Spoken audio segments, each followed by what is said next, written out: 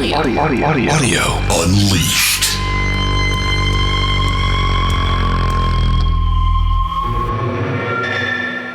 All right, we're rolling. All right, now let's make a podcast. Now let's make it happen. We're going to make it happen. We're just going to jump right into it without any fun banter right at the beginning. No fun banter. Okay, all right, man. That's well, let's for do losers. it. I'm kind of a loser, though. Anyway, so I want to start off the discussion this week with a YouTube video that I saw from Electro Voice Official. So Electro Voice, for people who don't know, is a pro audio company. I actually saw this on Corey Wong's Instagram. It was either Corey Wong's Instagram or Wolfpack's Instagram, but it doesn't really matter. So what this video is about, it's called Everything Explained Episode 1. What do decibels, loudness, and SPL actually mean? And I thought this was a fascinating and cogent explanation of those concepts and why they mean different things and what they actually mean. And I think there's some really good practical advice in this video, but more importantly, I think just the way they take these complex concepts and simplify them in a way that anybody can understand makes it really, really great. So, and I had another article in there. Yeah, that's right. You stuck in the idea board this article from Audio Express, For the Love of Music, Loudness Normalization, which I thought was, well, like you said in the idea board, one of the best explanations of what the heck LUFS actually means. And so, we'll dig into both of those and hopefully turn some people onto them. But what do you want to talk about this week, buddy? Well, Dennis, I think that I found this review of the EarFun Air Pro 4 by Simon Cohen in Digital Trends. And Simon Cohen's a good reviewer. I don't think I've met him face to face. I can't remember, but I've emailed with him a little bit. And he's a great guy and really good reviewer. Anyway, I read this, and it's like he's doing these noise-canceling headphones or earphones, earbuds, whatever you want to call them, for about $90, I think they were. And, he's kind of going through, and he's basically talking about how, they kind of match the Bose and Sony and Apple stuff. Not necessarily feature for feature, but performance for performance in terms of just the raw performance. And it just kind of made me think, like, you can go buy earbuds for $15 that are really good, and you can go buy, they're not, Bluetooth, and then you can go buy them for $1,200 that are also really good. And then you can spend whatever you want on these earbuds, but it kind of just made me think, like, do you really need to spend more than $100 on a pair of earbuds these days, regardless of what kind they are? And I kind of thought it'd be a good little philosophical kind of discussion for us to talk about, like, what's the state of the art in earbuds and how much do you really need to spend on that kind of product? Yeah. So, and next, we're going to be talking about Sonos again. So this is a piece in Forbes. What's the title of this? It was a pretty good title. The Sound of Failure at Sonos. And the subhead is the Apocalypse, the APP-Apocalypse. I have to say, this is a really, really good article from Forbes about kind of what went wrong and like why this is so bad from Sonos. And I don't know.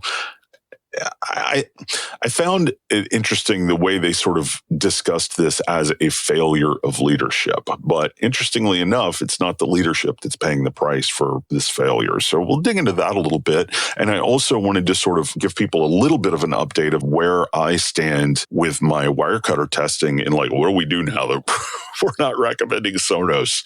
Because I've done a little bit of additional testing. I've added Android to my setup and sort of like, how is that changing how I'm thinking about all of this? And so just sort of like a state of where we are and how awful things are going for Sonos and everybody who owns Sonos. But you're the guy to do the update on that because you've used this stuff in such, you can't use stuff in depth. You've used it in depth. Whatever. People know what I mean. Okay. Yeah. But you really have. And that's why I kind of have to rely on you for this stuff because I kind of shun this stuff and I just use Bluetooth. So I have thoughts on that too. Oh, good. Yeah. So but that's not all for our Patreon segment, exclusively for Patreon subscribers.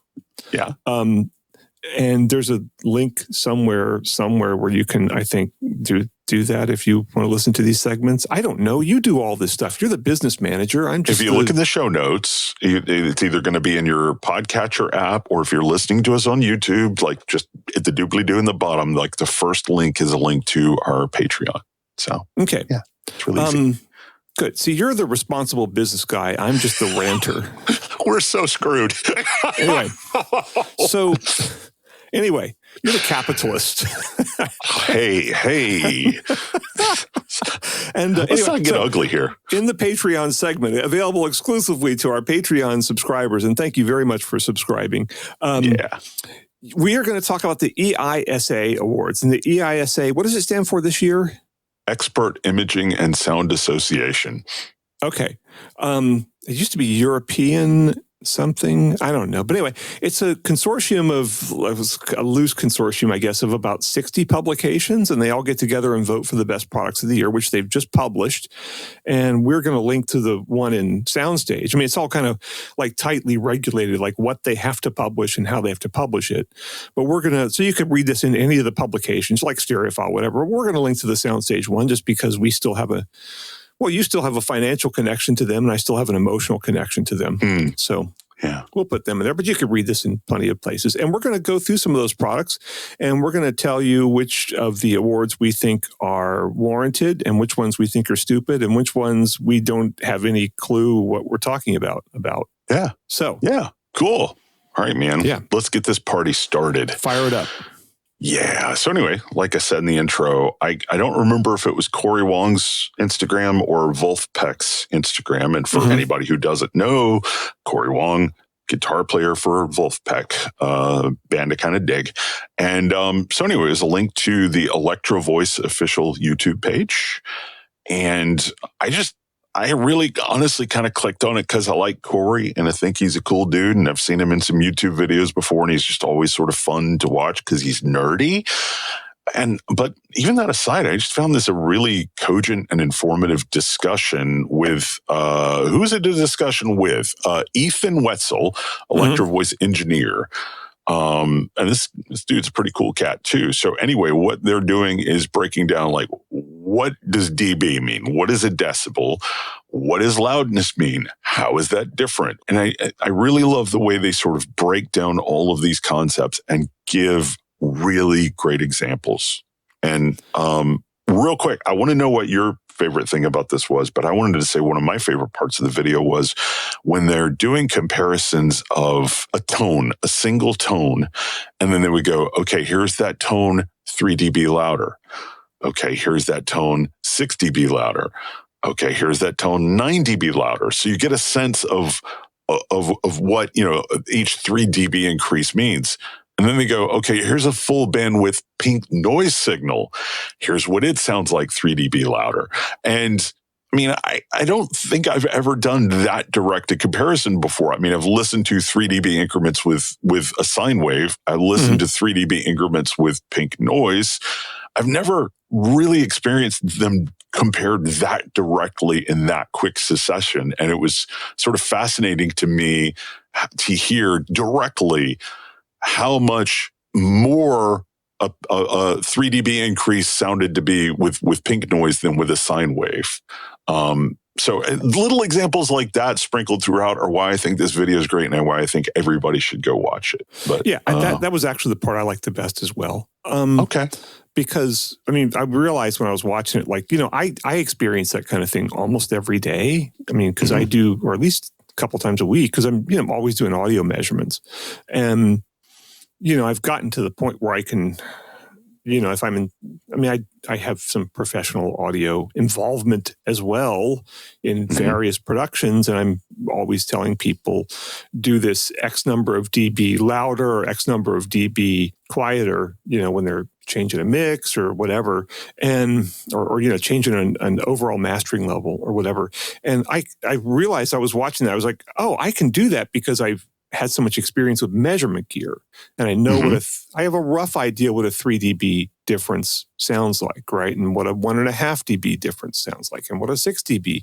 And plus, if you're like you and me and you're in an audio, if you're in a digital audio workstation all the time, which like Reaper that we use, and you start making all these changes in a mix, you start to realize real fast like what these differences mean.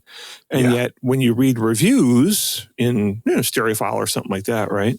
Or Soundstage, and writers talk about decibels, you will understand it better. I think decibels are really unintuitive because they're logarithmic rather than linear. And they're a ratio depending on what dB you're talking about, they're a ratio, not a unit of measurement that's tied to anything. I love that they're talking about how, a dBV is relative to 1 volt and dBu is relative to 0.775 volts. Yeah. Little things like that just, I think, are going to unlock some understanding for people. Well, what's a dBm relative to then? What is dBm relative to? Well, as the only journalist I know of who does significant coverage of RF-related products, which is a fascinating field, but nobody seems to care. dBm is dB reference to 1 milliwatt. Oh, okay. That's for RF. Cool. So what about this other article that you linked to in the show notes? How's it different? What's it talking about? It's sort of like the different layer of the circuit board relative to the Corey Wong thing. It's kind of covering the same thing, but it's just covering it from a different perspective. And, we deal with LUFS, loudness units full scale, all the time. I think anybody who produces audio has to deal with LUFS now because the streaming services have specific standards of LUFS that they will adjust everything to, right? And correct me if I'm wrong, because you're the one who interfaces with the digital distributor on this thing. I don't. They do, yeah. So generally speaking, in the podcast community, the agreement is aim for -16 LUFS because that's not going to be the agreed upon standard for everybody. But if you hit -16 LUFS with your output for a podcast, then when all of the different services normalize it, they're not going to screw up your mix. So, and what LUFS is it's a peak to average ratio. Okay. So the average level of your audio versus the peak level of your audio. And typically LUFS would be expressed as like -16, right? So if you look at the average level of your audio, it's 16 decibels below full scale, right? Which is the full scale is the maximum amount that an audio system can produce. It's usually, I don't think I've ever seen it applied to speakers, but it's applied to, the rest of the signal chain, right? Yeah. Because the rest of the signal chain, besides speakers, speakers work on SPL, sound pressure level, right? The rest of the signal chain basically works on, 0 dBFS is the loudest the system can play without distortion, or the loudest it can play, period, if that's the loudest that the device allows, right? So anyway, LUFS, I did an article about this years ago in Soundstage, but I haven't seen a lot of discussion about it. It's weird to me how it's just been there was some pushback at first, but then it's just become the standard. And everybody, this article in Audio Express, which is by Thomas Lund, is that right? Yeah, I think so. Is probably the best article I've seen about this that explains why LUFS happened. And it's also important for anybody who gets music from the internet to understand. Yeah. If you're a vinyl guy, you don't care. Yeah. Right. But, everyone knows about the loudness war that happened, really more like about 20 years ago as digital audio started to get better and people started to do all the production, in the box in Pro Tools and things like that. Producers started to be able to heavily compress all these music mixes to where they just sounded really loud. So if your peak to loudness level is only, -6 dB or something, right? The whole thing just sounds loud, right? Right. Whereas if your peak to loudness is -16 or -20 or something, then you have these big peaks. But, the whole thing sounds loud, but you don't have much of a, when you have a big snare drum hit, it just goes instead of, right? Yeah. One of the things that he talked about in this article that I don't see a lot of articles about LUFS talking about is how it's weighted, the K weighting, right? Yeah. And this is really important because you and I have different voices. Our voice types are different. It's mine is, I think you describe it as more resonant quite frequently, but there's more bass energy in my voice, right? Yeah. And so when I'm mixing and I'm trying to balance this out, if I just went by like a VU meter, like RMS or whatever, and tried to balance this that way, it would sound pretty imbalanced. We may be at the same dB overall there, but because my voice is bass heavier, it makes it sound perceptually out of balance. Yeah. And LUFS is a really good way for me to check and make sure, okay, once I've applied all of the noise reduction and compression and equalization to our voices, at the end, I've got a plugin that lets me see, okay, what is the LUFS, the integrated LUFS, all of that. And I can use that to perceptually quite easily make us balanced in the mix. And I'm sure you do the same thing, but if it weren't weighted like that, right. it'd be tough. So, I just earball everything, man. But well, you're better sorry. than I am. I'm not like you. I'm not like technically advanced like you. You're a Wookiee, man. Yeah, so but you can do it by ear better than I can. I have to rely on the tricks. So okay. So anyway, but that's good. That's fine. But so they came up with this LUFS thing because, everyone was pushing these mixes basically so they'd be louder on the radio or louder back in the days when you had a CD changer, right? And you were running your CDs through all that. And also, louder when people started to do playlists and, on their iPod or whatever. And so, louder grabs your attention. I'm not going to say louder sounds better, but it grabs your attention more. But they came up with this. The problem is they didn't have a method of measuring, a psychoacoustically accurate method of measuring how loud music was. And so they came up with this LUFS standard. And so now what happens if you're Spotify, and I think Spotify's standard is minus 13 LUFS, if I'm not mistaken, and you turn in, this guy in this Audio Express article is talking about how one of his points is that, despite this standard, there's still a lot of compression in pop music. And he talks about a Harry Styles release called As It Was, which I have to confess I'm not familiar with. No. Maybe we'll put a link to the YouTube video for that in the thing so people can go listen to Harry Styles, because I would guess our listeners are probably unfamiliar with this word.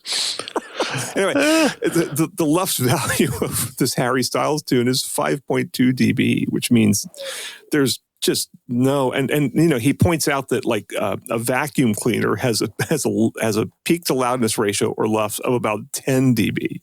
Okay. And you think about a vacuum cleaner and that's just noise, like pink noise, right? Yeah. So this thing has less variation than just noise. And at any rate, but when Spotify gets this file that has a 5.2 dB LUFS, it's going to lower the value of that to minus 13 dB LUFS, which means your peak output is only going to be 13 plus 5.2. Right. So that's minus 7.8. So your peak level is going to be minus 7.8. Whereas if someone had properly, had not been so aggressive with the compression on this, the dynamic range compression, you could have a peak value of, minus 1. I don't know what the brick wall limit on Spotify is, but a lot of these things have a brick wall limit of minus 1 dB. FS. Some of them have -2. I think Apple Music or Apple Podcasts is -2. It's all over the place. It's going to be somewhere -1, -2. But someone, if you have a more modestly compressed or uncompressed, except there's very little uncompressed, and that's for a very good reason. But if you have a reasonably modestly compressed file, I don't know. What would be a band that would do a reasonably modestly compressed Take Two by Ron Steiger and Brent Butterworth is a perfect example. When you take my album, my new one coming out soon, and my old one that's been out there for a couple of years, you will get, when we put that, when that goes into Spotify, right, we're going to have a LUFS of minus 13. And I think I set the LUFS at, I can't remember, minus 16. But because I did all. Oh wait, no, we had a mastering guy. I don't know what he did, but let's say he did -16, and then he brickwalled it at -1 dB. So we're going to have a dynamic range from the average to the peak of 15 dB, right? So when we have a snare drum hit or a loud sax squonk or something like that, or a big bass thud, the bass won't be affected because it's weighted, but it's going to actually be kind of loud as we intended. Whereas this Harry Styles thing, nothing is going to sound loud. And it's kind of disappointing because I think there was the sense that, 10 years ago when LUFS really started to come into play, that a lot of these producers would wise up and start making their stuff less compressed. But basically, whoever did this Harry Styles thing doesn't really get it. Now, granted, they're laughing all the way to the bank. Oh, yeah. But, they're making... their revenues are significantly higher than, say, mine, which are zero. And, well, we sold some CDs for what it's worth. But anyway, their revenues are much higher than mine. And obviously, I assume this music gets on the radio a lot, and because, or whatever, wherever kids listen to music these days. I don't know. But anyway, when this Harry Styles thing comes on, it's going to sound quieter and because it's so compressed, it's going to sound... maybe that's their aesthetic and they like that sound better. And I guess that's legit, if that's what you're trying to do. All this music is really synthetic anyway. So there's not a natural thing to preserve. Just because it's synthetic, though, doesn't mean that it wouldn't benefit from more dynamic range. I mean, it's like there are albums that I think I would love if they weren't so freaking brick-walled. Like Jay-Z's Black album. Like, to me, I think that is artistically a really great album. I can't stand to listen to it because everything is pushed right up to the point of clipping, and there is zero dynamic range in that album. And so to me, it's exhausting to listen to. I can't enjoy it. I like some of the remixes. Danger Mouse did a remix of the whole album. I think it's great, but the album itself, I just can't bear to listen to. But everybody's got their aesthetic, and I think that's true. You might remember. You remember that album by Avitair and Panda Bear from about 20-something years ago? No. You never heard that? I think I played it. I thought I played it for you. Anyway, Avitair and Panda Bear, who were two of the founders of the Avitair and Panda Bear basically became Animal Collective, right? Oh, okay. And so they did an album, and it's very sort of lo-fi, and it's so lo-fi that like the on the cover, if you handle it for more than a couple of minutes, you can't even read their names on it. But of course, Steve Guttenberg turned me on to it, and it has like no mid-range. Wow. But you listen to it, and it's really like jarring at first, but then you're kind of like, okay, that's their aesthetic, and then you start to listen to it, and it's like, oh, it totally works. Dude, you should listen to that album. Yeah. Maybe if I can find it somewhere. I mean, it was really hard to find. Wow. I have not listened to it in ages, but I had the CD, which I think Guttenberg played it for me once, and I had to struggle to find a copy. I think I had to go to New York and buy it at some weird little record store somewhere that Guttenberg, of course, told me about, because that's the places he goes. And that's where he spends all of his time when he's not producing the Audiophiliac YouTube channel. Yeah. But it was, so it's like anybody can have their own aesthetic. And I think it's legit if people want to say, hey, I want to compress my music to where the peak to loudness ratio is 5 dB or whatever, right? And I think there are a lot of, metal bands, more modern metal bands, the sort of death metal thing where the whole thing is it's supposed to be this sort of cathartic, like, it's kind of like pink noise, right? Wow. It was a great impersonation. That's a lot of those bands just like, there's no space in there at all, but that's their aesthetic. And, it's a lot of people like it. Yeah. They have more fans than I do. So that's okay. But the thing is, I think probably every audiophile should go read this article should go watch the Corey Wong thing, and then also read this article in Audio Express. You will get unless you're a really old hand, and by that I mean you've been around, well, even the old hands. I mean, there's probably stuff in here that people like Guttenberg don't know. Yeah. Because all the music productions he's been involved with, to my knowledge, were Chesky. And, Chesky does little or no compression and doesn't care about this stuff. But, I think most people would learn a lot from these articles or from the article on the Corey Wong thing. And this is also not written, this article is not written.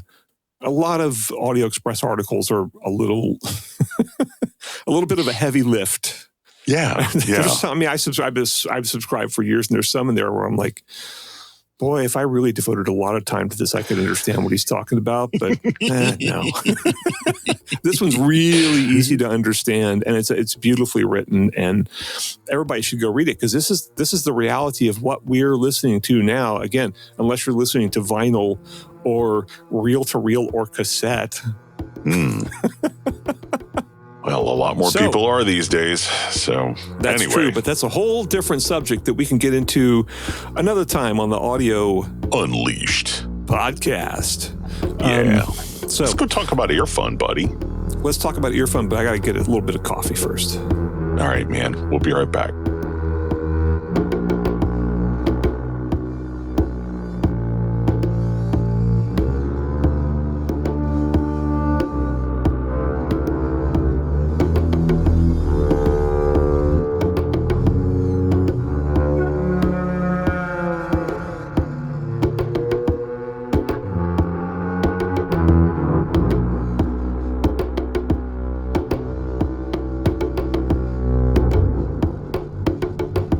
All right, EarFun Pro.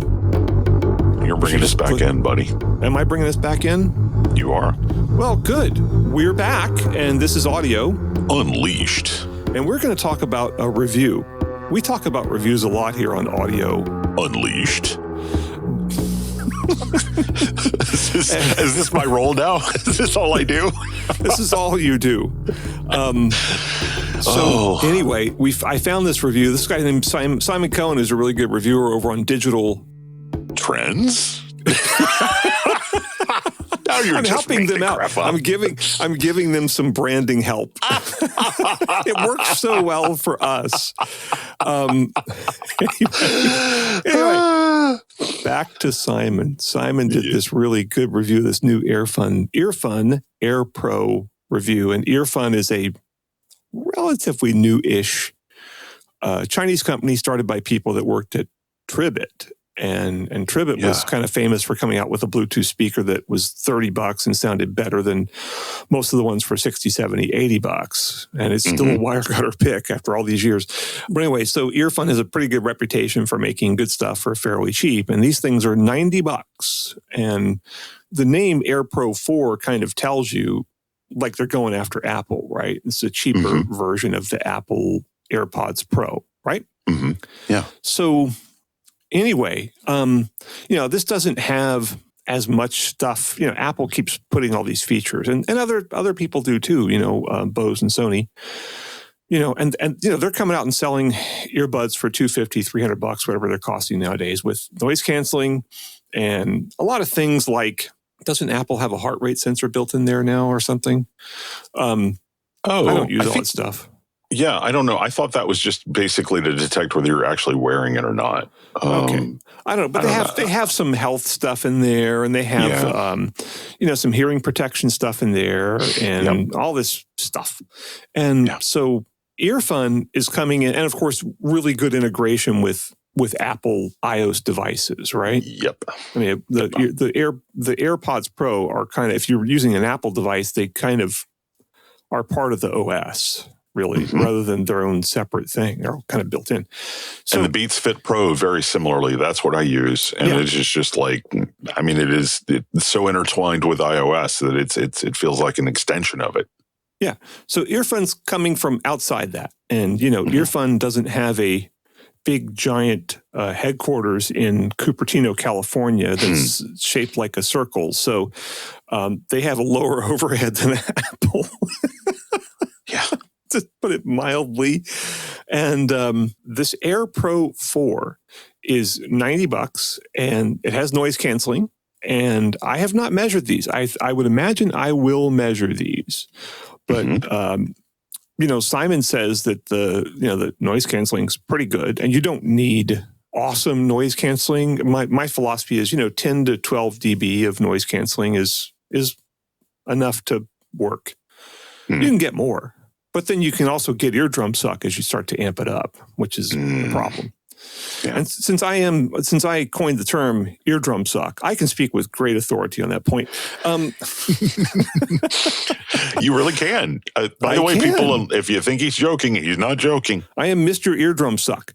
So anyway, these things have a lot of good features. One feature that I really am excited about, I don't get the feeling that Simon got these things to work with Auracast, which Auracast is the new thing in Bluetooth where you can have one transmission point and you can send out to, I don't know what the limit is, but a whole ton of other Bluetooth devices. And so we haven't, I've only tried it. I got an Auracast adapter, and I have this JBL, what is it called? The Go 4 speaker, little Bluetooth speaker that has Auracast built in. And I got it to connect. And it's like, okay, I'm doing Auracast, now what? But, and I think Simon was at that same point. It's like, this has a lot of promise, for things like museums where they want to provide, assistance for the hearing impaired, and they might have an inductive loop in there. Right. Where, hearing aids have an inductive loop, transducer in there to where they can pick up the sound. And you can have it in gyms where you have, the TV sets and everything's tuned and they have to use a special transmitter, and half the time it doesn't work good and you got to have a special app for it and stuff. This is like you can just go onto Auracast and flip through and find the transmitter you want, and bam, and it works. That's the theory anyway, because this stuff is just rolling out now. And these are the first, like I said, I haven't encountered Auracast earphones yet, but I'm dying to. But it was amazing to me that, this thing is just packed with the latest stuff from Qualcomm, right? So, you can do, it has all the very latest codecs, like, aptX lossless, Sony LDAC, aptX adaptive, everything, which now granted, if you're on an iPhone, you can't access any of that stuff, which is a drag. But, we're not, once you start to get out of, I think honestly, maybe I would love to know what you think about this. Maybe if you have an iPhone, you're better off just getting AirPods Pro and not thinking much about it. But from reading his review, though, it actually has AAC as well. Whereas normally stuff that has aptX adaptive and LDAC, they don't have AAC, but this one's got AAC as well. And it's like, that's fine. That's a good codec. So I don't have a problem with it. Yeah, I'd use these with iPhone happily. Okay. Now, and he also points out that, you've to use aptX lossless, you really have to have a very solid Bluetooth connection. Like, you have to be right by the phone. And, the benefits of it are kind of questionable anyway. But he kind of raved about the sound quality, although, he does point out, and this is, I think part of the point of why I wanted to talk about this is any of the higher end, and by higher end, I mean more than $60, $70, any of the higher end earbuds nowadays will come with an app, and the app will have EQ built in. And of course, your phone has EQ, but the EQ on your phone is a little less reliable, and whether or not it's actually going to work with the app. Well, like with Apple, the EQ only works in the music app. Yeah.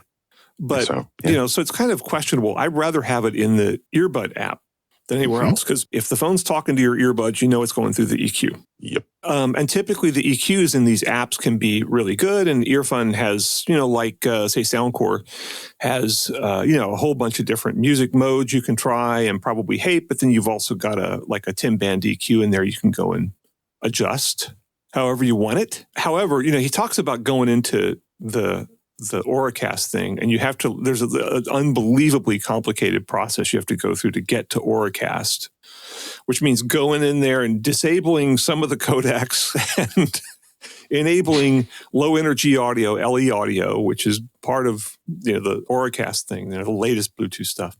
And you have to go through all this crap, which he wasn't able to get it working, but I kind of want to get it, since I don't think he has a transmitter, because I got a transmitter and it was only like $50.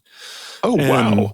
It's a little USB dongle, and I have sadly kind of an extensive collection of USB dongles that transmit Bluetooth because I'm always trying to get the latest standard, right? Yeah.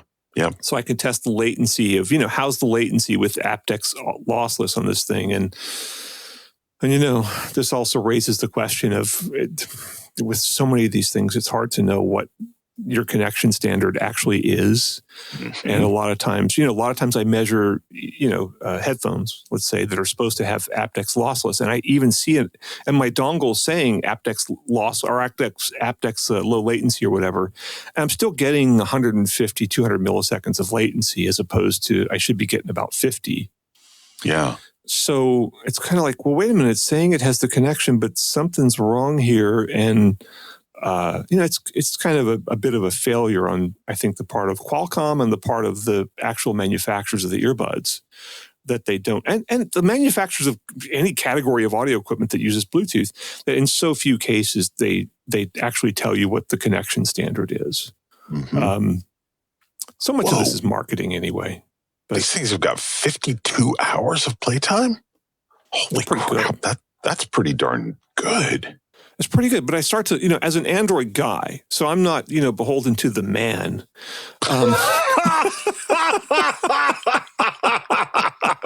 You're just beholden to a different man. Like all you Apple clones out there, mindless Apple clones in your white outfits and going down your white featureless hallways. In a recent article, world. In a recent article, I described Apple as a cult of conformity. It is. And, if there's anything my life's been about, it's about not conforming to non-conformity. Wait, what? Yeah. Okay. Because Apple that was the computer that, once you get hit like in the 90s, right? Once the PCs came out and stuff, right? All the business people went to the PC because it was a lot cheaper and it was kind of more designed for, it was, there were all sorts of companies involved in it and it was easier to use it in an enterprise environment. But the creative types kept with Apple. And so audio people and video people and art directors, all the art directors had Apple and they just completely they still do. And they completely freak out if you present them with a PC. But, yeah. So Apple was for the creative people and the PC was for the corporate conformists. But really, I think the tables have turned and Apple is this sort of pseudo nonconformity creative kind of vibe, except it's really more the man than anything from Microsoft or Google, Well, it's more of a cult. It's more of a... It is more of a cult. Yeah. It's way more of a cult. I don't conform to non-conformity. That's the thing is, nonconformists expect you to conform. It's just a different form of conformity in so many cases. They're just expecting you to conform to something different than what may be the norm, right? Yeah. Hey, it's the paradox of punks, man. Yeah, exactly. You have to conform to something different. And that's why, when I was in the 80s, I would wear like preppy clothes to hang out with punk people. And I played in a new wave band and I wore like super preppy outfits and stuff. Nice. Just Is that where the bow ties came from? No, the bow ties. Let me tell you the bow tie story. Yeah. I saw a picture of Jamali and Takuma, one of my favorite bass players. He played with Ornette Coleman, who was kind of a big deal in the 80s. He's still kicking around. He's still great. He's still ultra cool. But he was kind of a fashion plate dude and kind of looked like a male Grace Jones sort of. And I saw a picture of him in Musician Magazine with a bow tie. And so I had some time to kill because we were going to a concert at Six Flags in Dallas that was Missing Persons and Bow Wow Wow opened for them. And if I have that correct, I think I do. So we're putting that in the time frame, right? And anyway, so we had some time to kill. And so there was a mall right by Six Flags. Guys, this is sounding so 80s. And we went in the mall in like the Dillards or whatever just to kick around. They had some cool bow ties. And I'm like, I bought this bow tie. And I sat in the car and practiced on my thigh to figure out. I just figured out how to tie a bow tie that way. And so then I wore that same bow tie to an Ornette Coleman show at Caravan of Dreams in Fort Worth.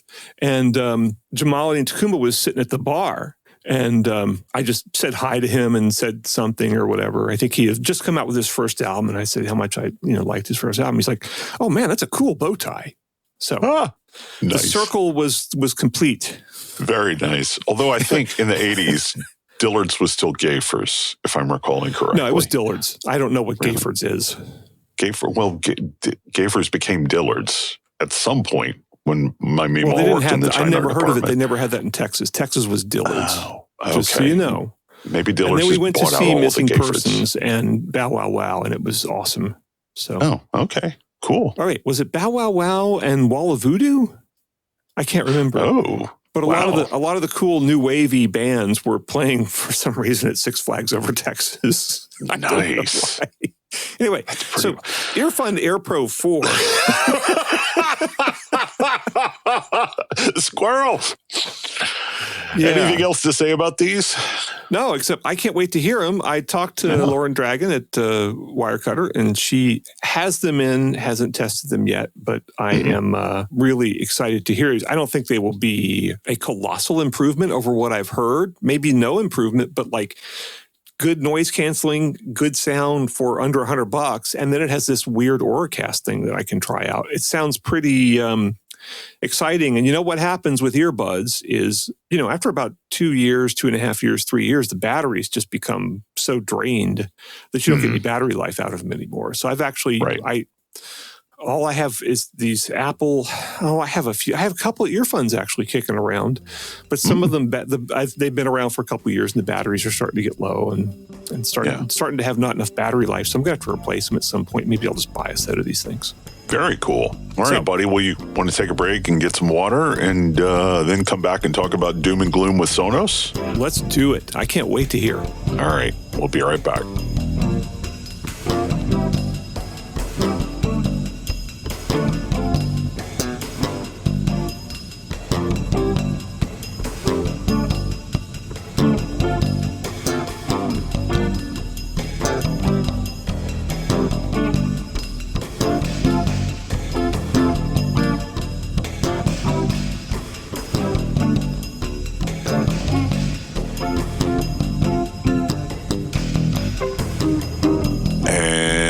Back to Audio Unleashed. And this time we're going to talk about Sonos again because it's time to dogpile on them. Really, the impetus for this was this article from Forbes. Like I said in the intro, it's called The Sound of Failure at Sonos. A couple of key things in this article that I wanted to point out.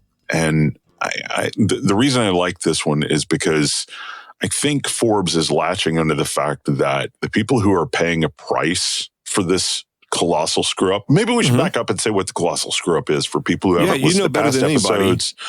So Sonos, everybody's familiar with Sonos, wireless multi-room sound system, speakers, blah, blah, blah. So a few months back, they released this new app. And the reason they had to release this new app is because shareholders were like, okay, you guys have been promising the headphones for a long time. Headphones have got to come out. Bring them out now. And the app kind of broke everything. It broke things like local library access. It broke things like accessibility features. And I've heard from listeners to the podcast who are like, thank you for pointing out the whole accessibility features going away because nobody's covering that angle. And that was really important to me. They broke creating playlists or managing playlists on the fly. They broke all sorts of things. And a lot of people have been talking about that. But one of the things this Forbes article talks about is that as a consequence of all of this, Sonos has laid off 6% of its workforce. And, it's the people at the bottom who are really getting the shaft here, which is normal. I mean, that's what always happens. Somebody in an office makes a decision. Yeah. It's a bad decision. And they're like, well, we've got to flog the minions, right? But this article does a really good job of like, hey, guys, this is a leadership problem.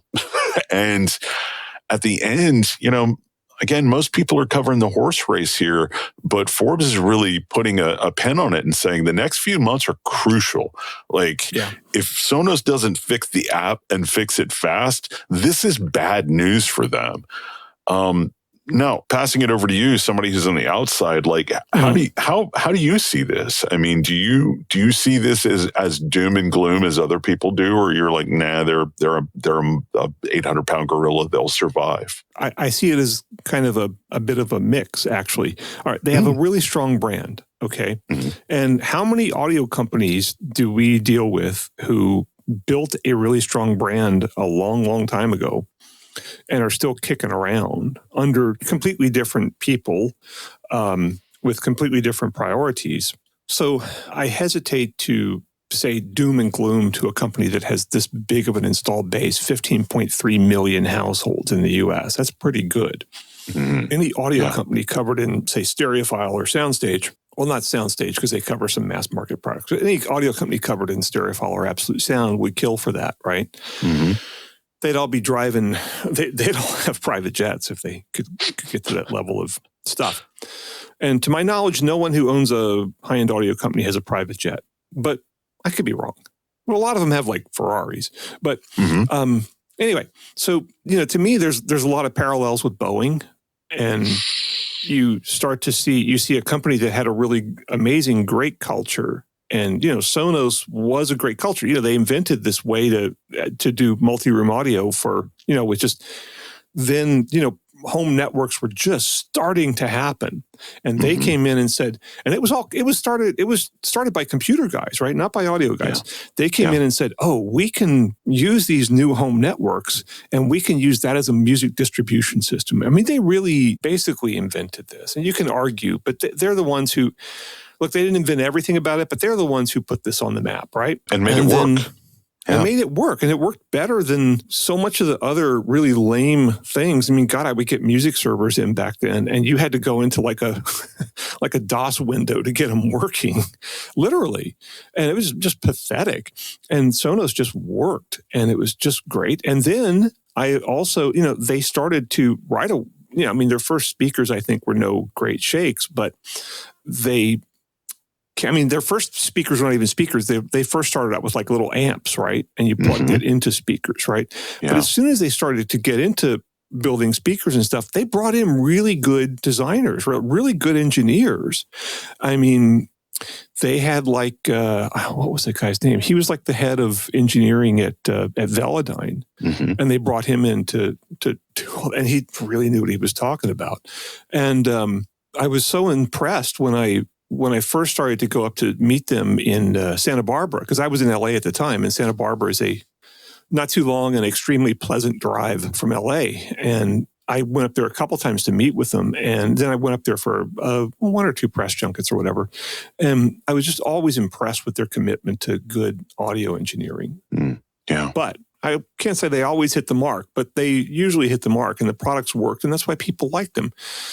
Now, I think they really went astray because it's become a much more difficult market. The number one provider of audio gear that has multi-room capabilities is now Amazon with the Alexa system, right? And those are much, much, much cheaper than Sonos. And you can argue about who's got the better system and all that sort of thing. And also those are voice control. And people obviously gravitated towards those, and those, remain very popular. I don't know. Last time I checked, Amazon was still the number one speaker company, even though, all their speakers are these cheap smart speakers. And they beat out Bose. And, Bose was number one for, like 20 or 30 years. And so...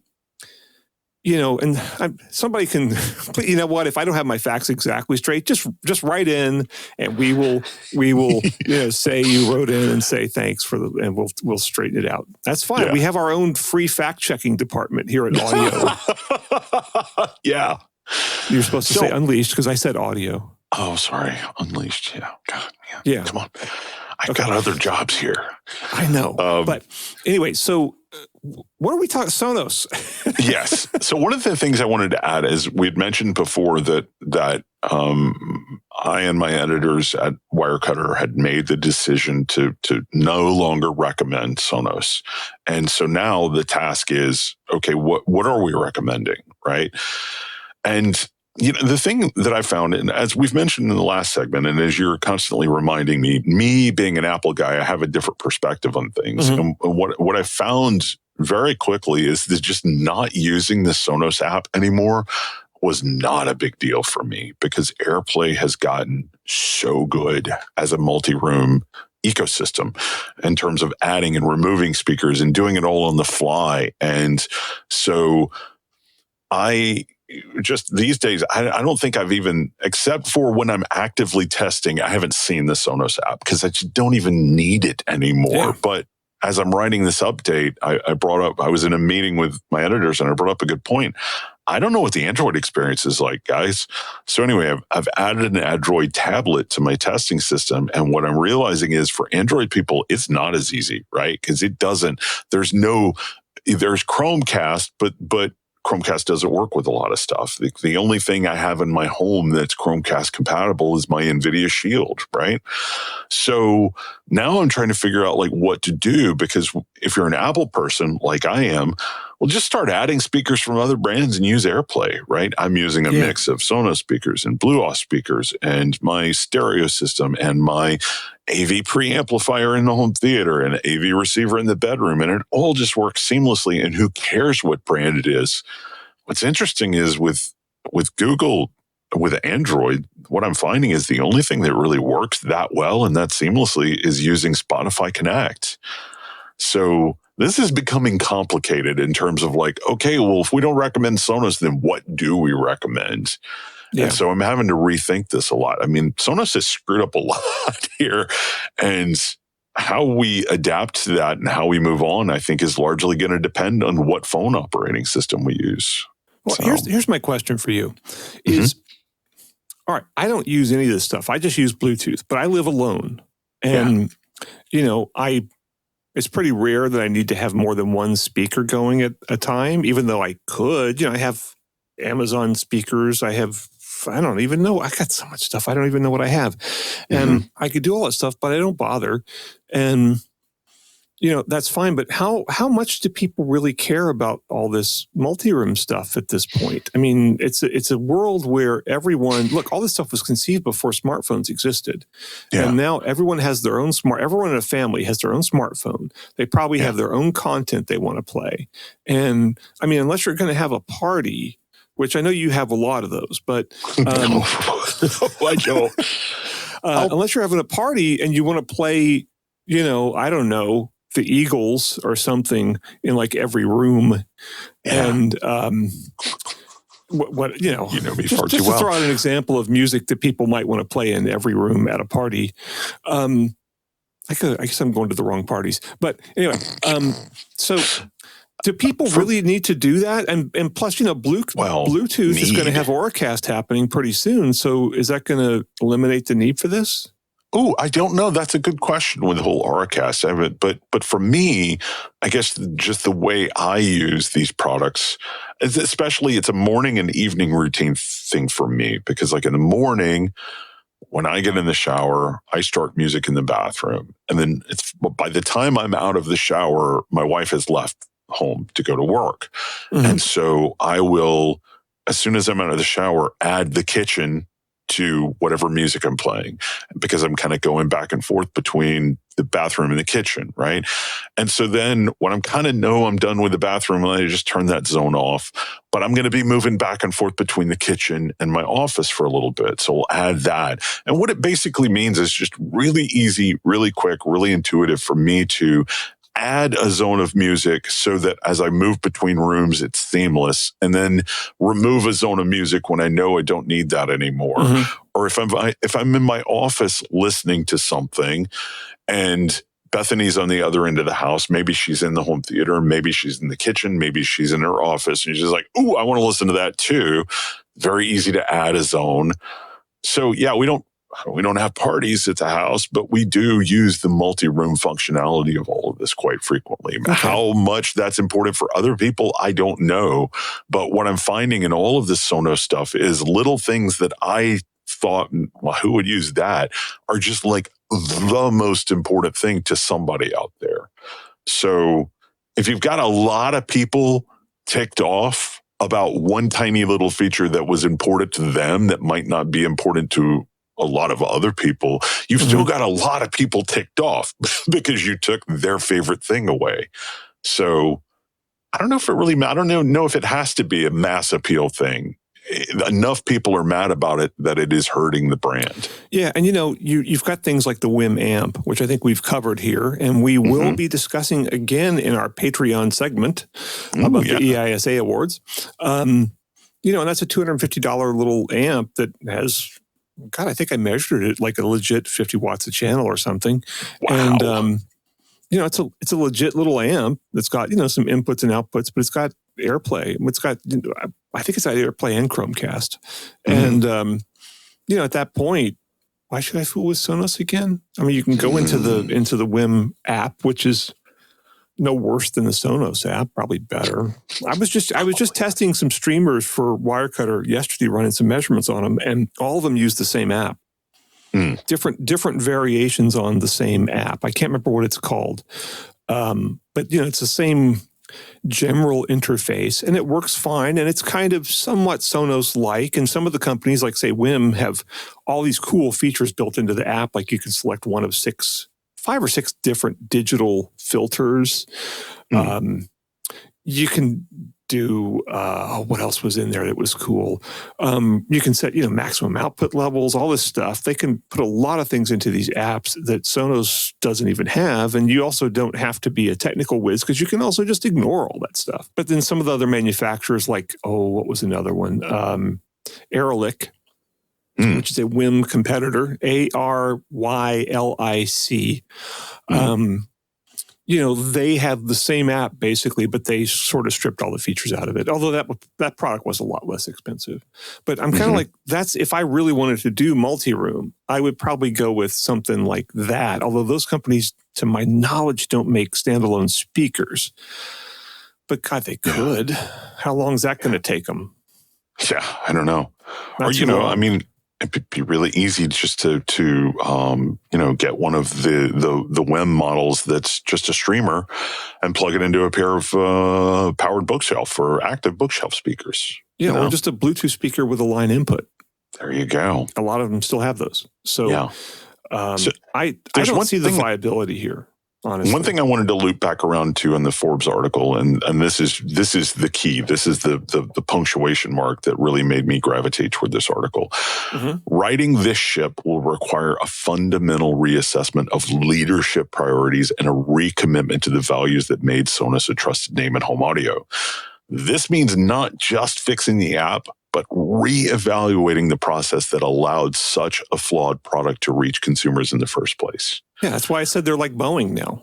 I wish more people were covering the whole Sonos debacle like this, because it's not just a case of they rolled out a bad app. They made a lot of people had to make a lot of really stupid decisions for it to reach this point. And you kind of, if it could get that bad, you have to wonder, is their corporate culture such that they're even capable of fixing this or operating in the future without making a mistake just as bad? So I don't know. Especially when there are so many, semi-proprietary and or generic alternatives. Yeah. Good point. To it, it's kind of like, why do you need this anymore? And eventually even the people that have this writer, hey, we didn't credit this guy. What's his name? Oh, yeah, that's a good point. Dan Pontefract. Yeah, Pontefract. And he is the leadership strategist for Forbes, which sets off all sorts of alarms for me. But this is a good article nonetheless. Yeah. It's like thought leader. It's not as good as thought leader. I'm the audio thought leader for Wirecutter now. God, I shouldn't say that. They'll probably do it. Yep. Oh, man. Anyway, buddy, you ready to wrap this thing up? Yeah, let's do that. Who are we? We are Butterburger Productions. Yes. Yeah. which means we produce this, and you will be editing, I think, right? That's true. And you could tell because you were really wordy this week. I'm always wordy. I try to dial it back, but please don't. You're editing. Please don't ever dial it back. Yeah. But and the music by some combination of us. I think we need like music by Duvall, right? You remember all those shows that Frank Duvall did, and it was always music by Duvall, right? Oh yeah. And who ended up being playing Happy Kind and the Mirth Makers on Fernwood Tonight.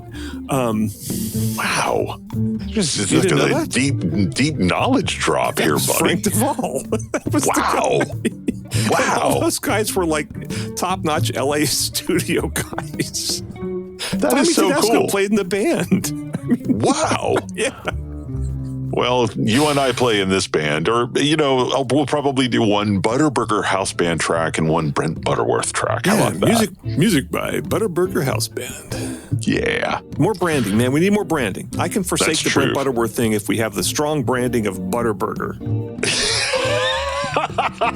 Yeah, we should thank Carnell for that again. That was some great branding from one of our favorite listeners. So, all right, buddy. This is, I guess, goodbye to most people. And thanks for joining us as always. But patrons, stick around. We got one more for you. Yep. See y'all later. Bye. Hey, thanks for sticking around to the end. If you liked what you heard and wish there'd been a little bit more of it, we got some good news for you. Indeed, we do. If you check out patreon.com/Audio Unleashed, all one word, you can get new episodes a little earlier than everybody else. And sometimes it's like a day or two early. Sometimes it's nearly a week. We never really know until we start editing. But the big plus is that you get extended cuts of every episode. And usually that's going to mean a whole extra segment that's about maybe a geekier topic or something that's a little more personal to us or something that's just going to really appeal to the hardcore Audio Unleashed listener. Yeah, what it boils down to is if you're somebody who would support Audio Unleashed on Patreon, we're going to make sure the bonuses to every episode are really aimed straight at your interests. Yeah, and so if you want to hear these segments, you can subscribe to our Patreon for $3 a month, which is less than I spend every single day on my cup of coffee when I go to Starbucks to write my boring articles. Yeah. One more time with that URL, that's patreon.com/Audio Unleashed. Or Audio Unleashed. Yeah. Thanks. Thanks, everybody.